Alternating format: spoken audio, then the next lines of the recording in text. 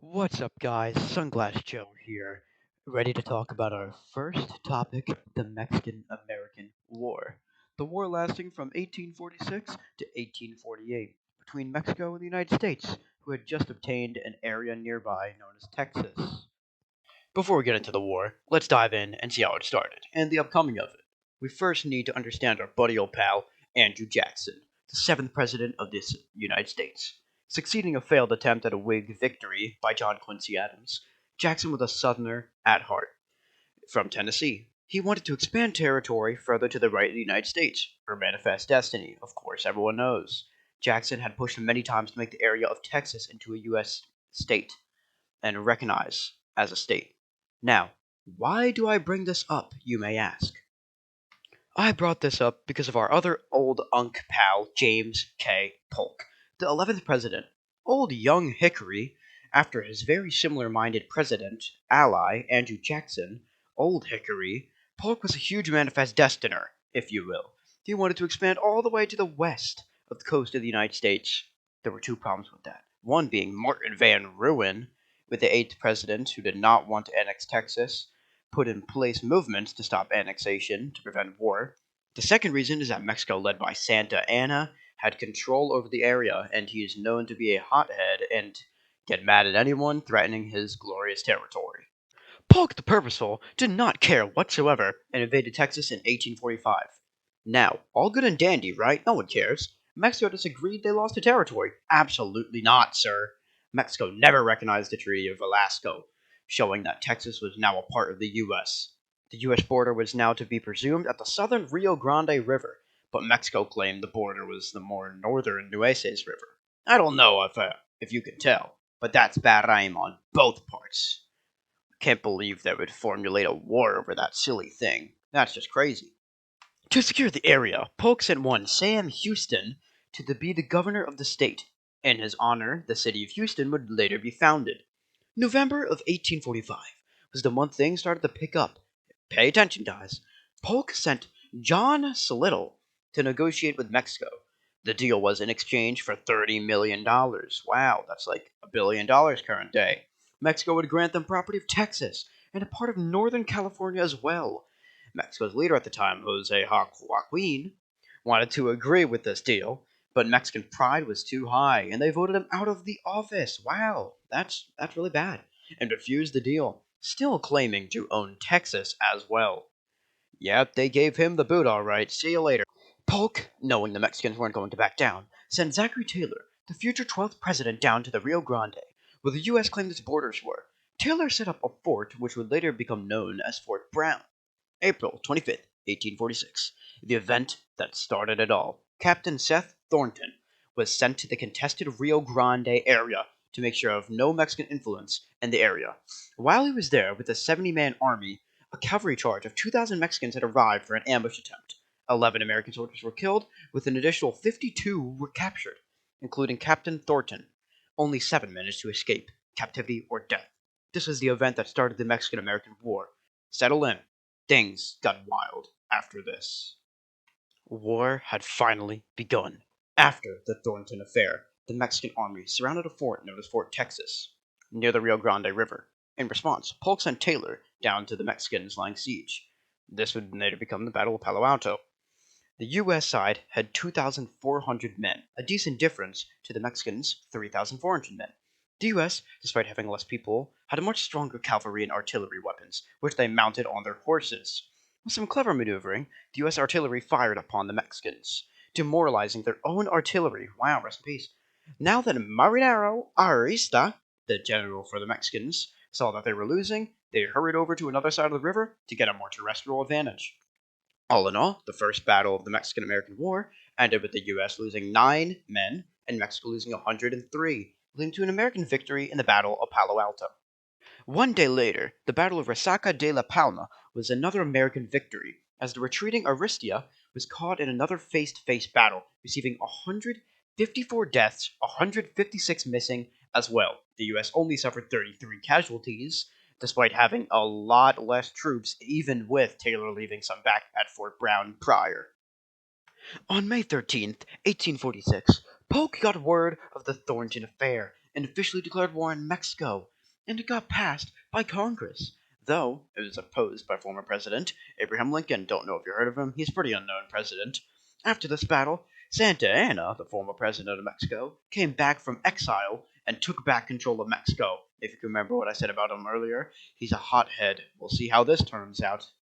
September 21 to the 24th was the date of the next and one of the most major battles of the Mexican-American War, the Battle of Monterrey. Taylor, with 6,000 units, crossed the Rio Grande and went into battle. A well-executed Mexican ambush, planned by the general Pedro de Ampudia, led to the deaths of many U.S. troops rushing through well-defended territory. Taylor responded with a new plan, breaking into the houses at Monterrey with a sneak attack through the roofs and doors. This strategy would make any Mexicans hiding inside to be caught off guard. This worked and led to a Mexican surrender. Wow, they really got to do better. The U.S. lost a total of 120 men, with 43 going missing, and Mexico lost 360, a full rotation. That's embarrassing. After the Battle of Monterrey, the war sort of tempered off a little, with mini skirmishes all around lands. But when all was calm, Santa Anna gave a gift early. No wonder his name is Santa Anna. With the very big Battle of Buena Vista. At this point, a man named Winfield Scott was in charge of the U.S. troops in Mexico. He ordered Taylor to stay where he was, as Scott got information of an impending attack nearby. Scott sent General John Wool, awesome name, to nearby towns to check for an attack. Thus, the information was given to Scott, who reported the information back to Taylor. Santa Anna had more than 3 times the U.S. troops. They had 15,000 compared to the U.S.'s 4,000. Santa Anna sent cavalry raids to the American army, and later, on February 22nd, 1847, Santa Anna went on a push through the U.S. lines multiple times, and if he had only continued these repetitive attacks, the U.S. army would have most certainly lost the battle. Wow, Santa Anna, you are horrible. Santa Anna retreated from the battle due to a lack of supplies. Overall, the U.S. lost a total of 270 men, with 6 being missing. The Mexicans lost 590 men, with 1,800 plus missing. Wow, that is really bad aim. Taylor did not handle this battle as well, and made Polk not trust him as much as he used to. A few skirmishes happened afterward to the north and south of Mexico, with led to even more American territory being made on Mexico's heartland. Polk was tired of Taylor not making any major moves, so instead of supplying him with more men, he sent General Scott to the port of Veracruz, where he would march straight into the Mexico City, which was their main goal. Scott's army consisted of many familiar faces: Robert E. Lee, Stonewall Jackson, George Meade, and Ulysses S. Grant, future Union and Confederate generals respectively. The port was taken by Scott after 12 days. It officially fell on March 24th, 1847. This area was rich with yellow fever. This killed many U.S. troops due to disease and lack of cleanliness. The fever was more efficient at beating the U.S. than the Mexican army itself. That's embarrassing. On April 2nd, Scott moved closer to Mexico City, but had to get through some small towns, thus the Battle of Cerro Gordo. Scott had 8,500 men, and Santa Anna had 9,000. Scott sent a dragoon of 2,600 cavalrymen to check where Santa Anna was set up. Santa Anna, as a result of seeing the dragoon, fired his artillery on them, therefore giving away his position to the rest of Scott's army to take artillery of. And one well-planned ambush later, and the Mexican lost again. Scott's troop only lost 63 people, and the Mexicans lost over 1,000, with 3,000 being captured. That was a slam dunk victory with the Americans. Finally, on May 1st, 1847, Scott made it to Puebla. The people of Puebla did not want to hurt or be killed, so they decided to trade supplies with Scott in exchange for their survival. Once Scott gained enough supplies, he sent back any troops with expired services towards the army and continued his march to Mexico City. Puebla was also a camp for anyone with yellow fever. A lot of Scott's soldiers were stuck there for a while if they had yellow fever. A few minor skirmishes later, and with next to no casualties, Scott took control of the capital in September, after the hard-fought of Mexico City.